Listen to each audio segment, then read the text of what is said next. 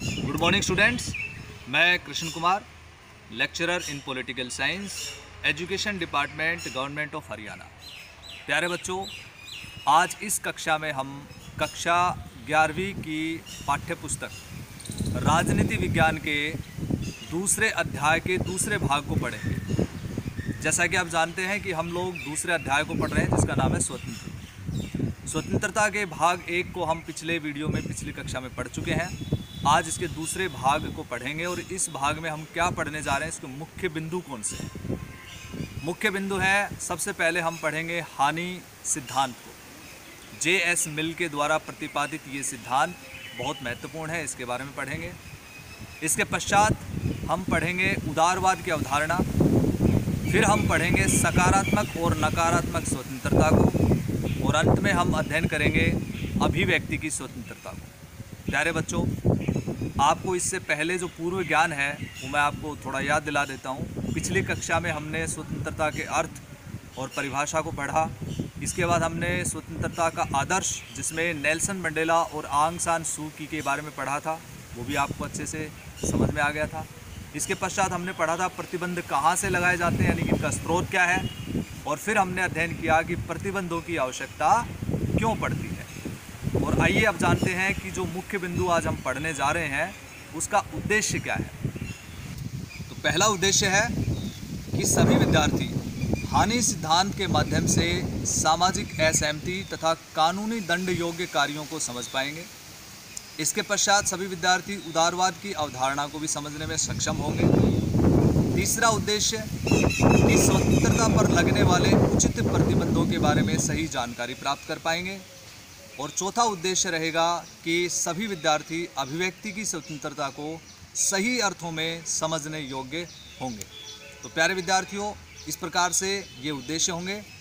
और अब हम शुरू करते हैं स्वतंत्रता भाग 2 को इस पहले मुख्य बिंदु से, और पहला मुख्य बिंदु है हानि का सिद्धांत। तो आइए पढ़ते हैं हानि के सिद्धांत।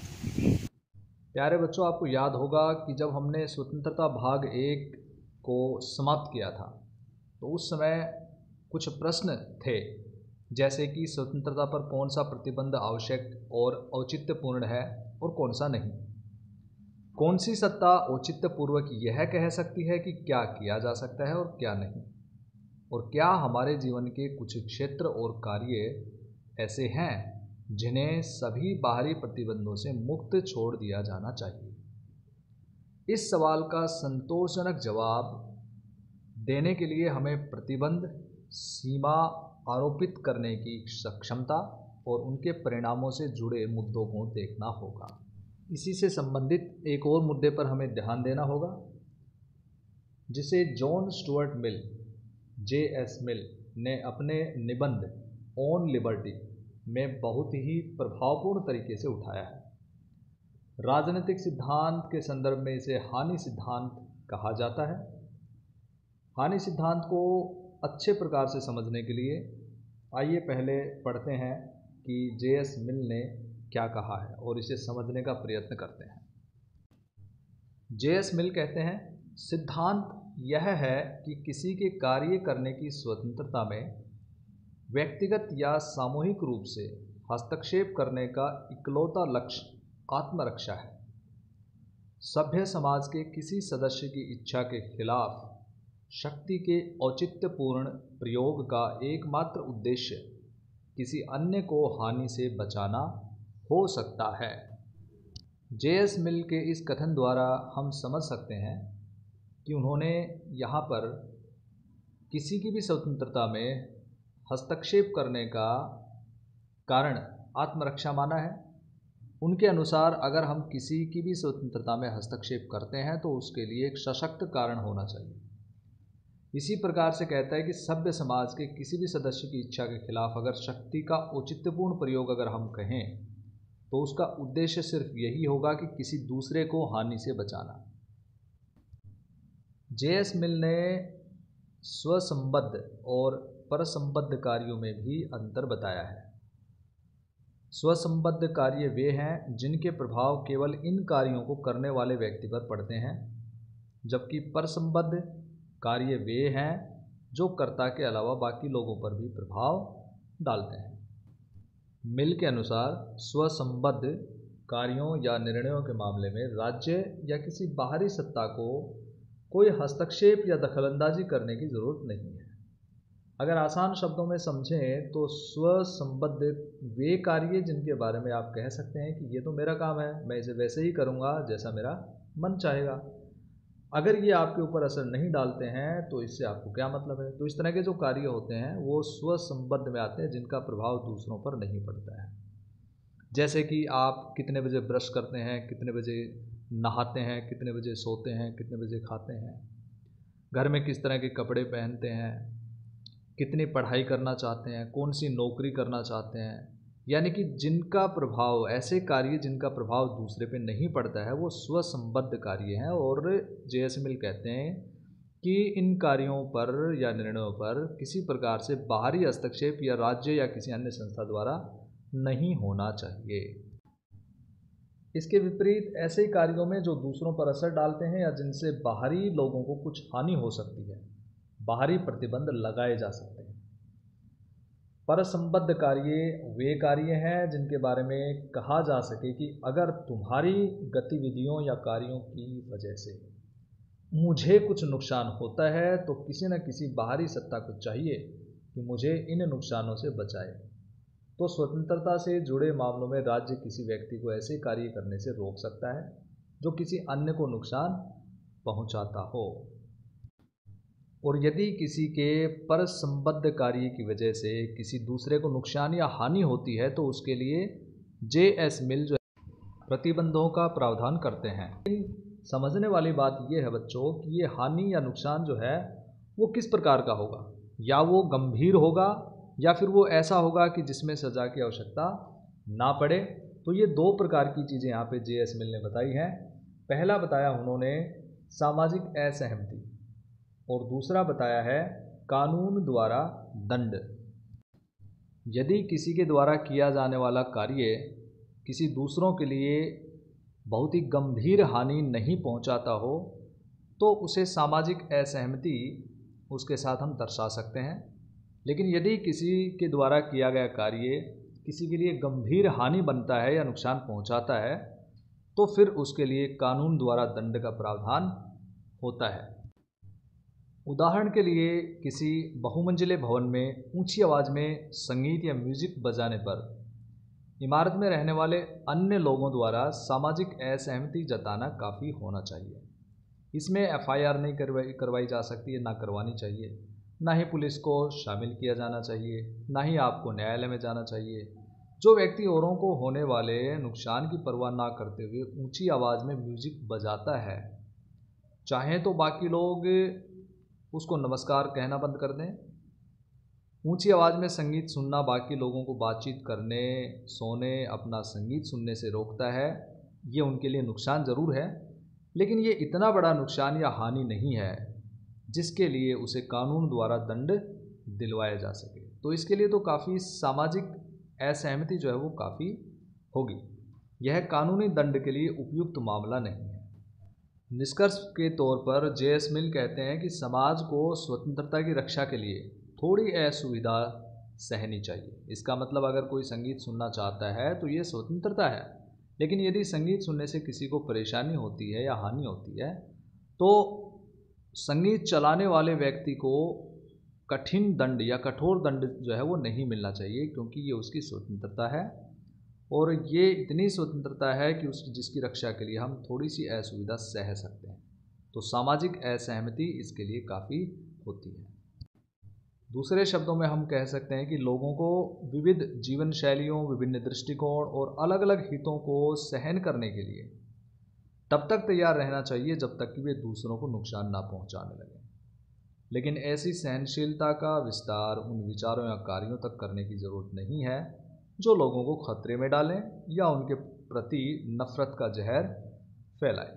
घृणा का प्रचार या गंभीर क्षति पहुंचाने वाले कार्यों पर प्रतिबंध जो है वो लगाए जा सकते हैं, लेकिन हमें यह भी ध्यान रखना चाहिए कि प्रतिबंध इतने कड़े ना हो कि स्वतंत्रता ही नष्ट हो जाए। यदि कोई व्यक्ति किसी के लिए नफ़रत फैलाता है तो इसका अर्थ ये नहीं कि उसे उम्र कैद दे दी जाए या उसको फांसी पे लटका दिया जाए। इसके बजाय हम ये कर सकते हैं कि उसको चेतावनी दी जाए, या फिर ज़्यादा से ज़्यादा उसको कुछ आर्थिक रूप से उसको जो है दंड दिया जा सकता है, या कोई सभा आयोजित करके उसके अधिकार की कटौती की जा सकती है किसी प्रकार की। तो जे.एस. मिल इस प्रकार से हमें दिखाई देता है कि वो व्यक्तिवादी विचारक हैं और उदारवादी विचारों में वो विश्वास रखते हैं। वे कहते हैं कि हमें प्रतिबंध लगाने की आदत को विकसित नहीं होने देना चाहिए, क्योंकि ऐसी आदत तो स्वतंत्रता को खतरे में डाल देगी। प्यारे बच्चों, अब समझते हैं उदारवाद। उदारवाद क्या होता है? उदारवाद को अंग्रेजी भाषा में लिबरलिज्म कहते हैं। लिबरलिज्म जो वर्ड है वो लिबर वर्ड से निकला है, लैटिन भाषा के लिबर शब्द से, जिसका अर्थ है फ्री या स्वतंत्र। तो इसका मतलब उदारवाद जो है वो सीधा सीधा स्वतंत्रता से रिलेटेड है या संबंधित है, व्यक्ति की स्वतंत्रता से संबंधित है। कई बार आपने सुना होगा कि फला व्यक्ति बड़ा उदार है या उसके माता पिता बड़े उदार हैं, तब हम अक्सर यह कहने की कोशिश करते हैं कि वह बड़े सहनशील व्यक्ति हैं। एक राजनीतिक विचारधारा के रूप में उदारवाद को सहनशीलता के मूल्य के साथ जोड़कर देखा जाता है। इसका मतलब यह है कि उदारवादी वो लोग हैं जो चाहे किसी व्यक्ति से कितने भी असहमत हों, कितने भी उनके विचारों का विरोध करते हों, लेकिन फिर भी वे उसके विचार और विश्वास रखने और उसको व्यक्त करने के अधिकार का पक्ष लेते हैं। लेकिन उदारवाद इतना ही नहीं है, और न ही उदारवाद एकमात्र आधुनिक विचारधारा है जो सहिष्णुता का समर्थन करती है। ऐसी बहुत सारी विचारधाराएं हैं। आधुनिक उदारवाद की विशेषता यह है कि इसमें केंद्र बिंदु व्यक्ति है। ये आपको याद रखना है, व्यक्ति। उदारवाद व्यक्ति की स्वतंत्रता पर जोर देता है और राज्य द्वारा लगाए जाने वाले हस्तक्षेप का विरोध भी वो करता है। तो उदारवाद के लिए परिवार, समाज या समुदाय जैसी इकाइयों का अपने आप में कोई महत्व नहीं है। सबसे ज़्यादा महत्व जो है वो व्यक्ति का है, और जब व्यक्ति इन्हें महत्व दे तभी ये दूसरी चीज़ें भी महत्वपूर्ण बनती हैं। अगर उदाहरण के लिए उदारवादी कहेंगे कि किसी से विवाह करने का निर्णय व्यक्ति को लेना चाहिए, परिवार, जाति या समुदाय को नहीं लेना चाहिए, तो उदारवादी जो है व्यक्तिगत स्वतंत्रता को समानता जैसे अन्य मूल्यों से अधिक वरीयता देते हैं। वे आमतौर पर राजनीतिक सत्ता को भी संदेह की नज़र से देखते हैं। तो इस प्रकार से उदारवाद व्यक्ति की स्वतंत्रता में पूर्ण विश्वास रखता है। आइए अब पढ़ते हैं आज के वीडियो का तीसरा टॉपिक या मुख्य बिंदु, सकारात्मक एवं नकारात्मक स्वतंत्रता। इन दोनों ही प्रकार की स्वतंत्रताओं को समझने से पहले आइए इस वाक्य पर ध्यान देते हैं। नकारात्मक स्वतंत्रता का तर्क होता है कि वह कौन सा क्षेत्र है जिसका स्वामी मैं हूँ। नकारात्मक स्वतंत्रता का तर्क यह स्पष्ट करता है कि व्यक्ति क्या करने से मुक्त है। इसके विपरीत सकारात्मक स्वतंत्रता के तर्क कुछ करने की स्वतंत्रता के विचार की व्याख्या से जुड़े हैं। ये तर्क इस सवाल के जवाब में आते हैं कि मुझ पर शासन कौन करता है। इस वाक्य से अगर निष्कर्ष निकालें तो हमें पता चलेगा कि सकारात्मक स्वतंत्रता में कुछ प्रतिबंध होते हैं और नकारात्मक स्वतंत्रता में सभी प्रकार के प्रतिबंधों का अभाव होता है। प्यारे बच्चों, इसी वीडियो में हमने जे.एस. मिल द्वारा लिखी गई पुस्तक ऑन लिबर्टी के बारे में पढ़ा, जिसमें उन्होंने व्यक्ति के कार्यों को दो भागों में विभाजित किया, स्वसंबद्ध और परसंबद्ध कार्य।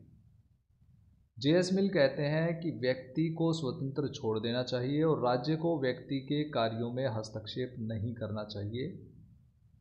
इसलिए जे.एस. मिल व्यक्ति को पूर्ण स्वतंत्र छोड़ देने के पक्ष में है। व्यक्ति की स्वतंत्रता पर वे नियंत्रण पसंद नहीं करते हैं, क्योंकि वो व्यक्तिवादी या उदारवादी विचारक हैं। इस प्रकार से हम देख सकते हैं कि ये जो विचार है नकारात्मक स्वतंत्रता की तरफ चला जाता है।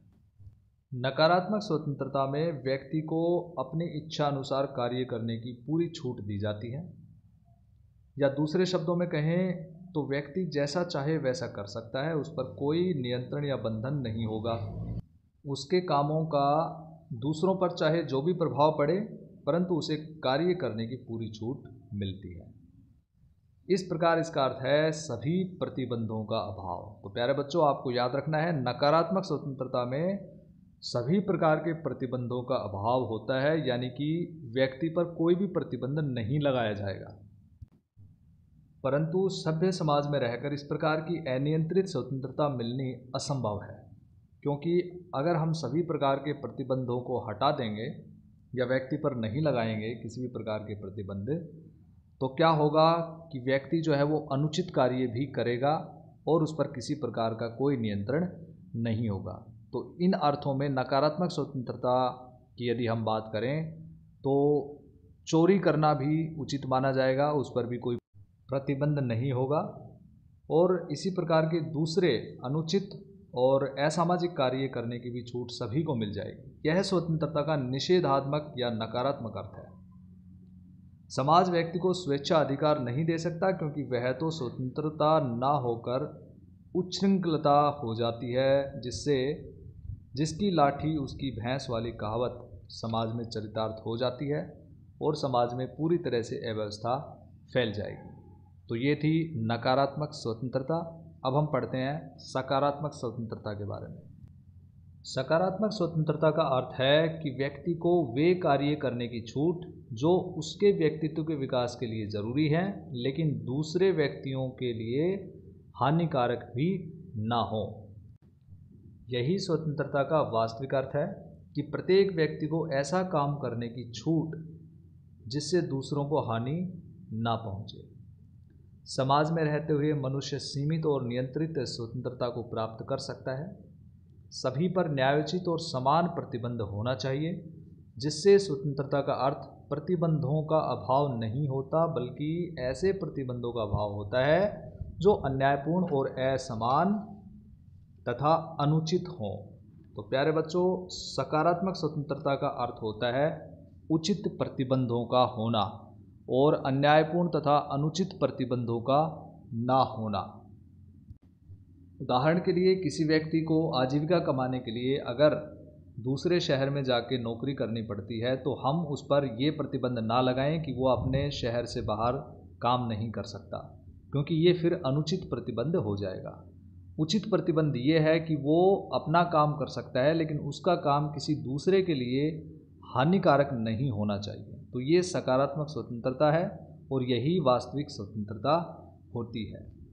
टी.एच. ग्रीन के अनुसार स्वतंत्रता से अभिप्राय प्रतिबंधों का अभाव नहीं है। वे कहते हैं कि सभी प्रतिबंधों का अभाव होना स्वतंत्रता नहीं है।